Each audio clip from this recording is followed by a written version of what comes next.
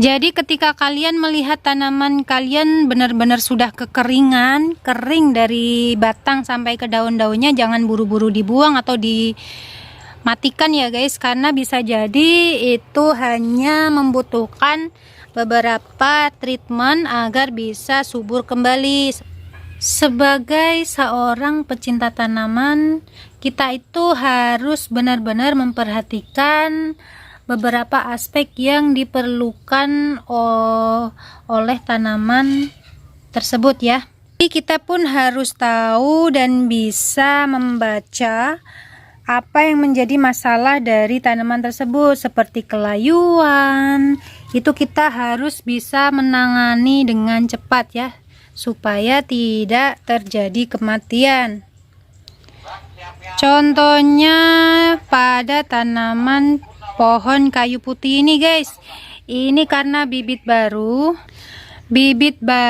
yang aku beli beberapa bulan yang lalu guys. Ini daunnya seperti ini, keriting-keriting gini. Penyebabnya apa kalian harus tahu ya, buat para pecinta tanaman. Tuh, ini juga sama guys, daunnya sudah pada berguguran. Nah, yang menjadi penyebab utama adalah jreng-jreng. Ini kita sudah wayahnya memindahkan media tanam karena ini terlalu kecil ya untuk menghidupi pohon setinggi ini.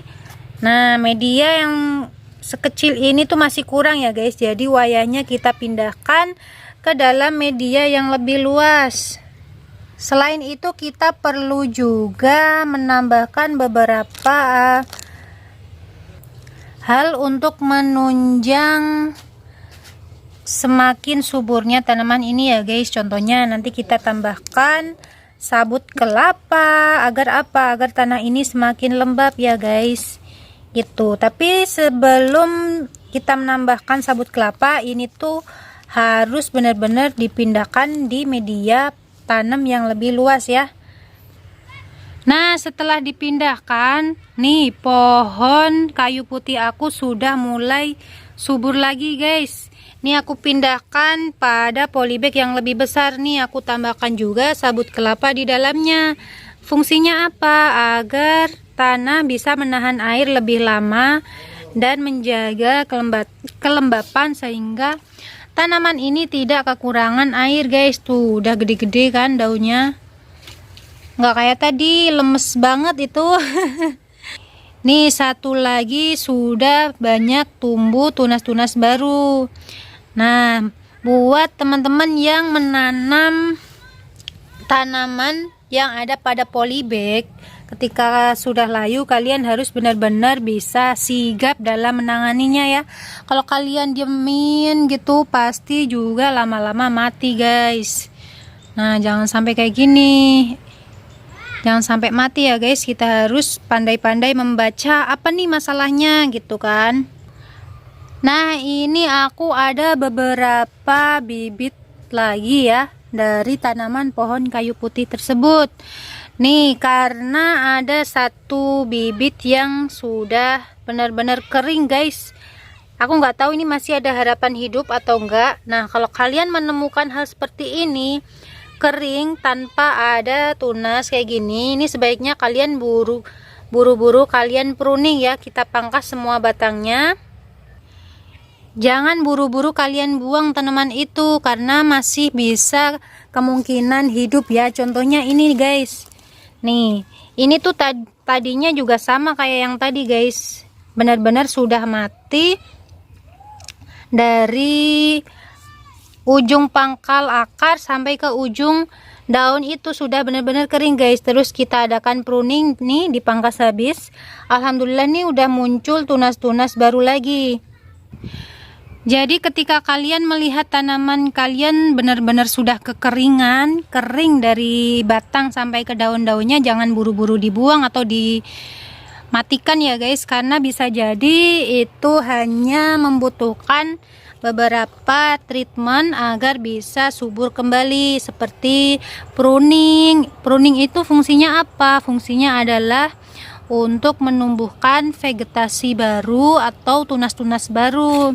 Karena untuk akar memerlukan tingkat fokusnya ya guys. Jadinya kalau dari batangnya aja masih panjang padahal batang itu sudah kering, itu sebaiknya dipangkas saja supaya akar itu lebih fokus dalam menumbuhkan tunas-tunas barunya. Jadi buat para bunda-bunda pecinta tanaman, jangan panik ya kalau tanaman kalian layu dan kering semua. Segera lakukan pruning terhadap batang dan juga daun secara keseluruhan, supaya, aku ulangi ya guys, supaya bisa menumbuhkan tunas-tunas baru. Ini juga aku ada pohon bambu kuning guys. Ini pohon baru aku ambil dari kebun, suamiku yang ambil ya. Nah, sebelum kita pindahkan juga kita pruning habis-habisan guys. Jadi ini nggak ada sama sekali nih, daun-daunnya tuh nggak ada sama sekali. Jadi kita cuma ngambil batangnya doang. Dan alhamdulillahnya dalam kurun waktu 1 bulan sudah menumbuhkan tunas-tunas baru yang banyak sekali nih guys. Nah, ini karena tanaman ini niatnya kita mau bikin bonsai, jadi kita lakukan ground dulu guys, supaya bonggol-bonggolnya terlihat indah ya.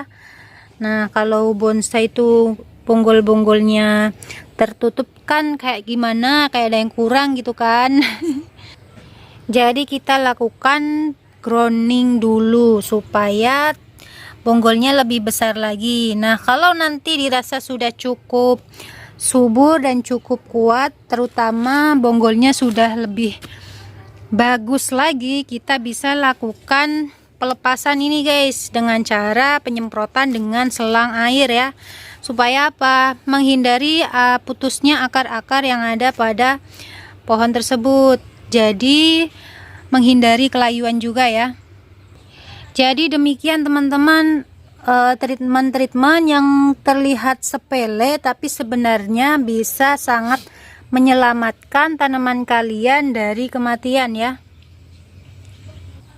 Kadang kalau kita lagi keluar kota, kita meninggalkan sejumlah banyak tanaman kita tuh nggak ada yang menyiram, itu kan kadang tanaman kita pulang tiba-tiba sudah layu. Itu jangan panik ya, karena trik dan tip yang aku sampaikan tadi itu semoga bisa membantu ya sahabat-sahabat pecinta tanaman. Jangan panik. Jadi demikian tadi beberapa tips dan trik saya dalam menangani tanaman yang hampir mati atau yang layu parah ya. Jadi bunda-bunda semuanya, para pecinta tanaman, semoga artikel-artikel yang aku sampaikan tadi bermanfaat buat bunda-bunda semuanya ya. Terima kasih buat para pecinta tanaman yang sudah menyimak. Salam cinta lestari alam ya. Kalau kata suamiku kayak gitu. Terima kasih, bye bye.